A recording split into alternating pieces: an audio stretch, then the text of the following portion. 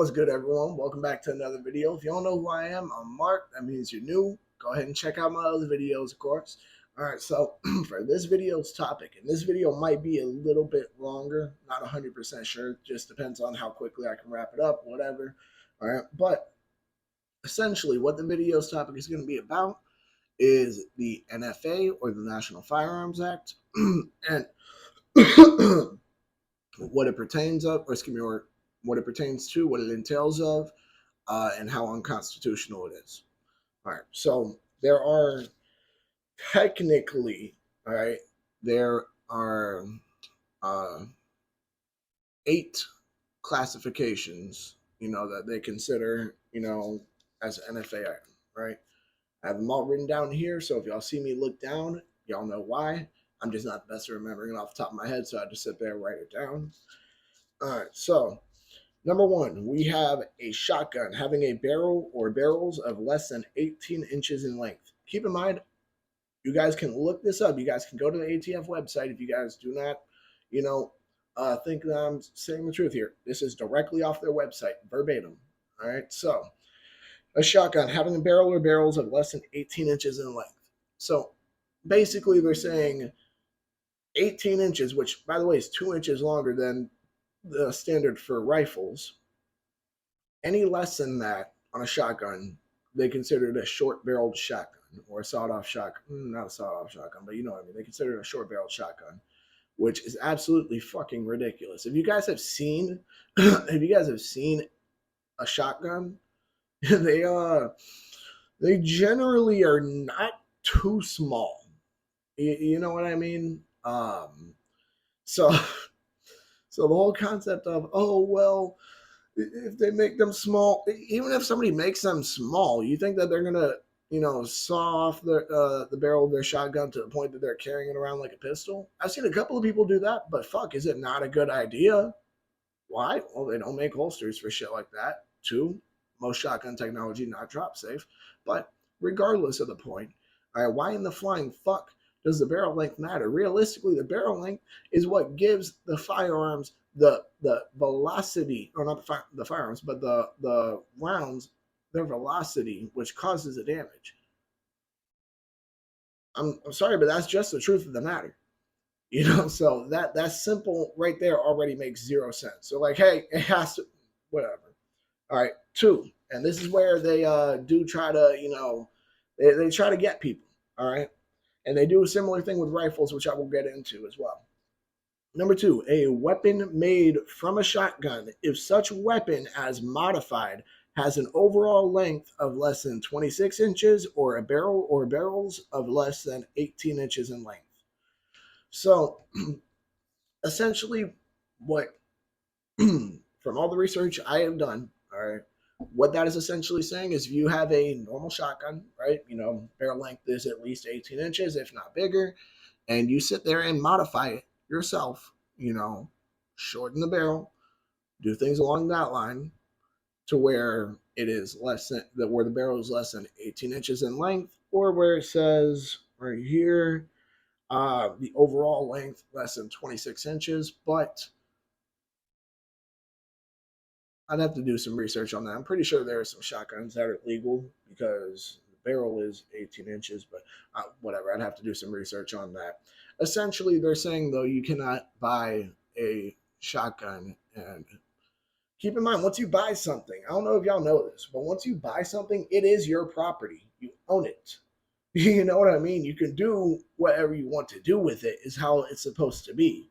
I can, for example, I can take this vape juice I have right here, right? Because it's mine and I bought it, I can throw it around. I can do whatever with it. I don't care. You know what I mean? It's mine. I bought it. I own it. I could sit there, open it up, cut this little piece down more. I can do whatever. It's mine. It's my property. All right.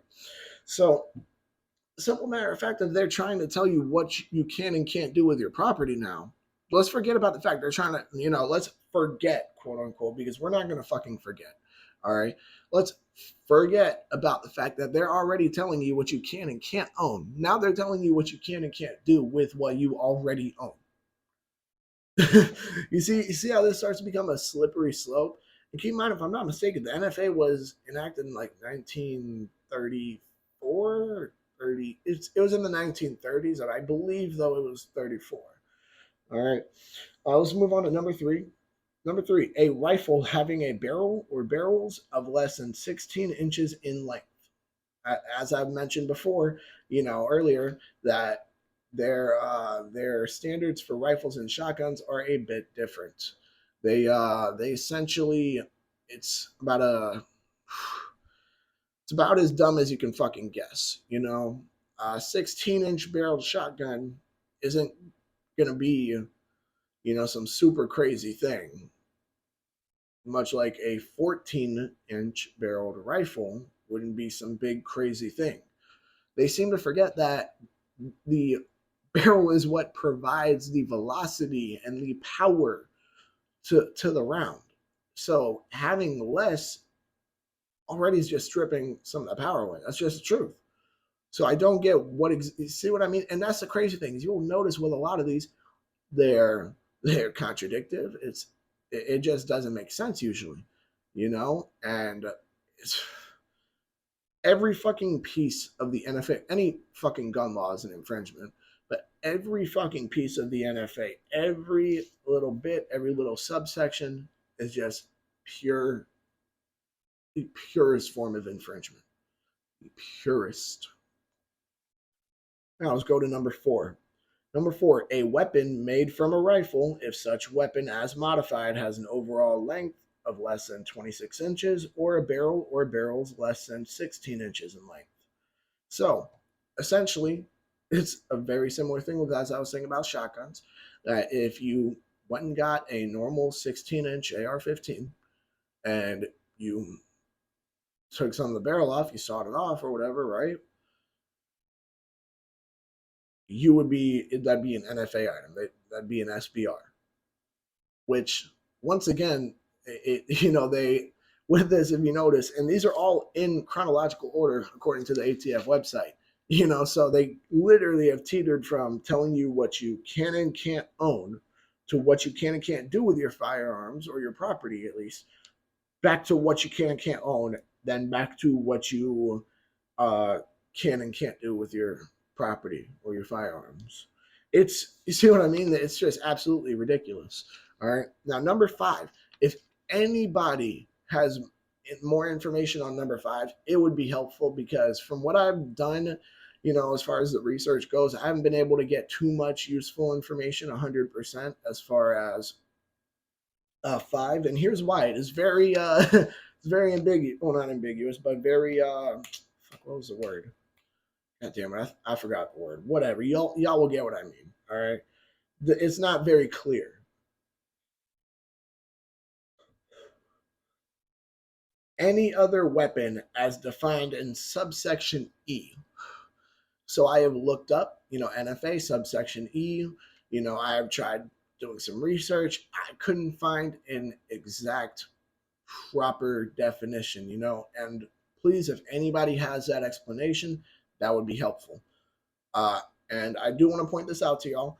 I do have, at least one ATF definition that I will get into. I'm probably going to do another video about the key terms you hear and essentially what they mean, the definition of those. I might do a video on that. I probably will because that would be very helpful for y'all, especially if y'all are just getting into firearms news and the laws about it. So, but subsection E, if y'all have more information, please put it down below because I couldn't find too much about it. All right. Number six, and this is where I have the definition for y'all as well. A machine gun. Now, this is what's very upsetting about that. The ATF definition of a machine gun, and once again, I've written this down because I'm not the best at just remembering it off the top of my head. This is directly from the ATF website. I'm not getting this from any other sources other than them themselves. A machine gun is any weapon which shoots, is designed to shoot, or can be readily restored to shoot automatically more than one shot without manual reloading by a single function of the trigger. Now, this is where, I'm sure some of y'all sitting there thinking, well, yeah, that sounds like a machine gun. So they're basically saying hold down the trigger, it'll keep shooting until it runs out of ammo. So why in the flying fuck are force reset triggers? Bump stocks just got removed. They just got no longer considered as machine guns. Why are switches considered machine guns? All of that logic is just out the window. You know why? Because if you have, for example, let's just take a switch, right? And if y'all don't know, switches literally can be around the size of these, right? They will charge you with owning a machine gun. Why?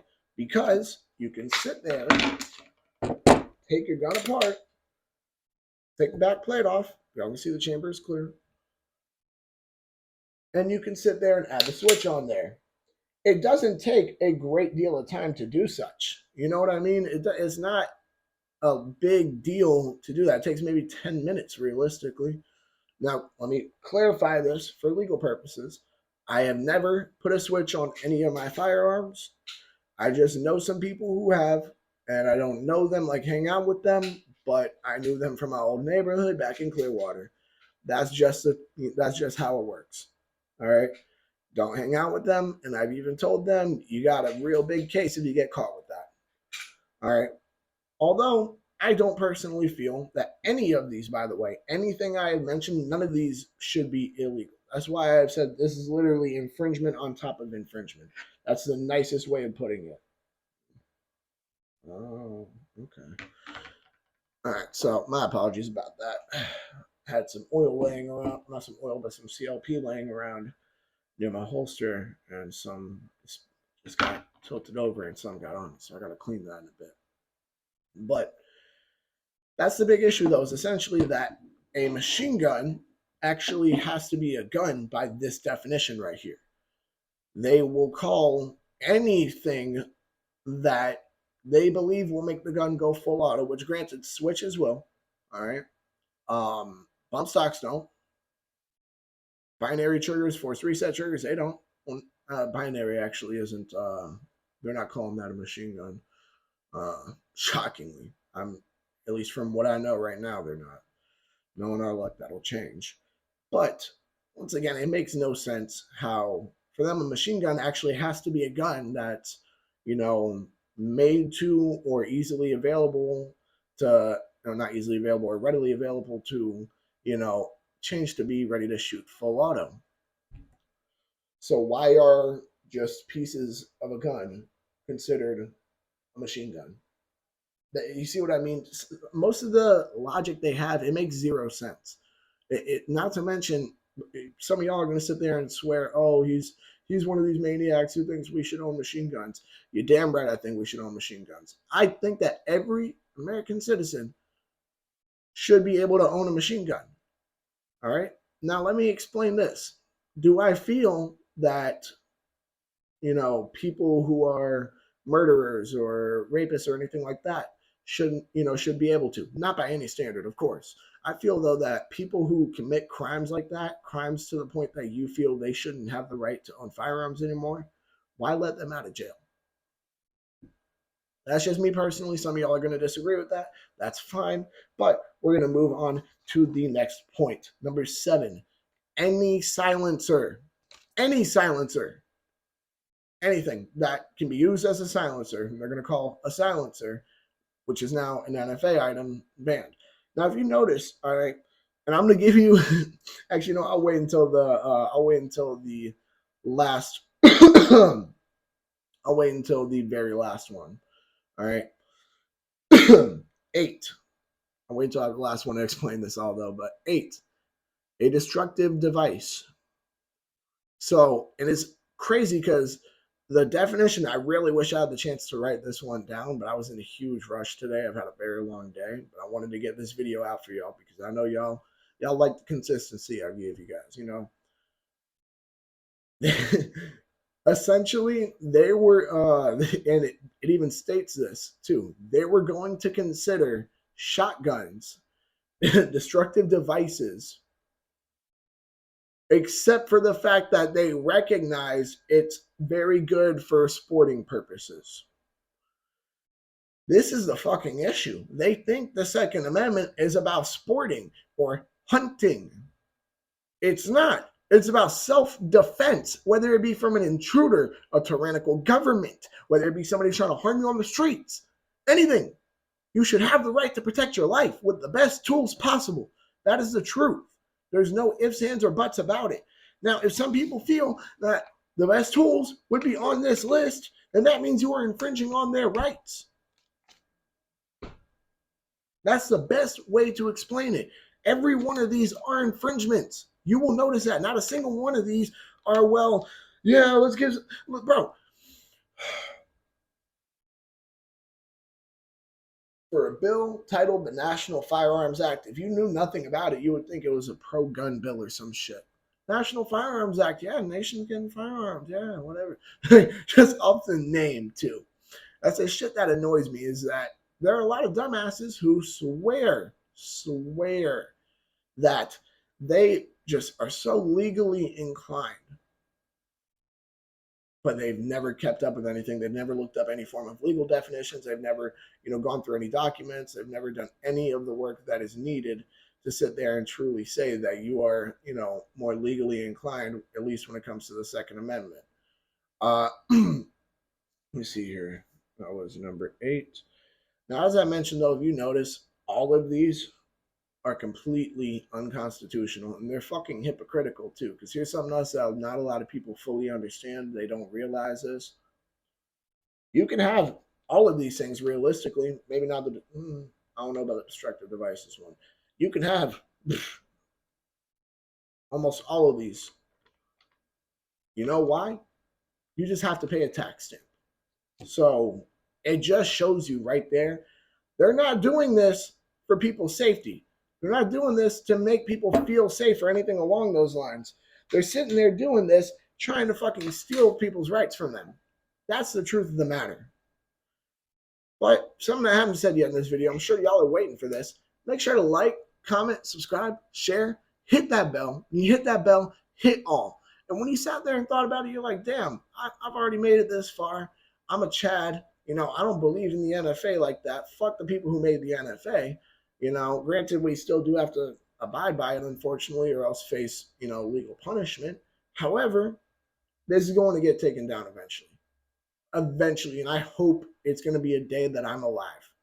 I hope I'm alive to see the day the ATF gets turned into a convenience store. Ready for this? A pet store. Everything's going to come to you dead. But hey, at least they can't touch our guns. No, I'm sorry. That was a bad joke. But as I was saying, like, comment, subscribe, share, hit that bell. You're a Chad. You don't like the NFA. You don't like the ATF. Go check out the podcast channel. Go check out Adam's channel, Centerfire Podcast, Gun Nut TV. Of course, I'm going to go ahead and tag both the profiles. I said profiles in the last video, I believe. Go ahead and tag both the channels in the description below. Other than that, y'all stay safe, stay legal, stay dangerous, and have a good one. Peace.